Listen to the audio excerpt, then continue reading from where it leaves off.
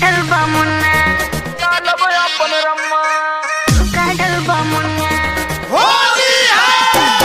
कहवा बटाल दी जना लहंगा ला साथ दी जना एने उन्हें भागा तारू कोरा में पकड़ ले होलिया में ये साली धई के रगड़ दे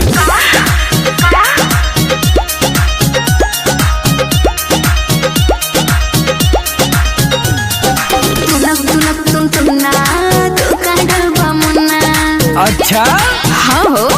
सटा तब न बताई तुनक तुनक तुनक तो काढल बा मुन्ना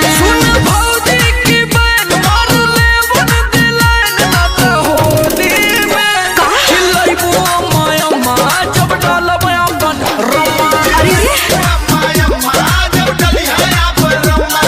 छटक के भगबो लम्मा जब डालब अपन रम्मा तुनक तुनक तुनक जो तो काढल बा मुन्ना आवा बता देई अरे जा हटो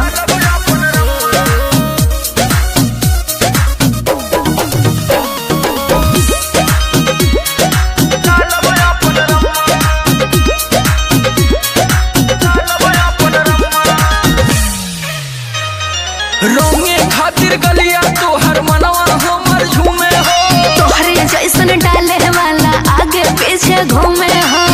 हाथ रगड़ा जेबू इतना दम नहीं क्यों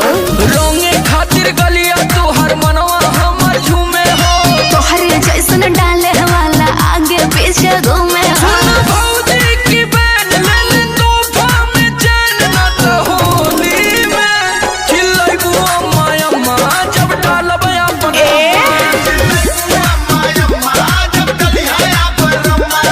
छटक के भगबू लम्मा जब डालब अपन रम्मा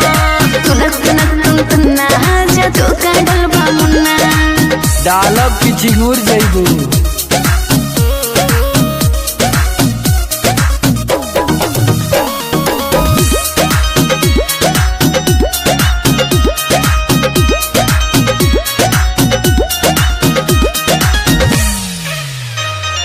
काहे इतना डरत बाड़ू रंगवा से तू होली में मन बड़ा बड़ा मन बना तू छुआई दे बचोली में अरे होली है चुई जाई त का होई अच्छा काहे इतना डरत बाड़ू रंगवा से तू होली में मन बड़ा बड़ा मन बना तू छुआई दे बचोली में भौजी की बहन तू बना ले ना फैन ना तो होली में चिल्लाइबू माया मा जब डालब अपन अरे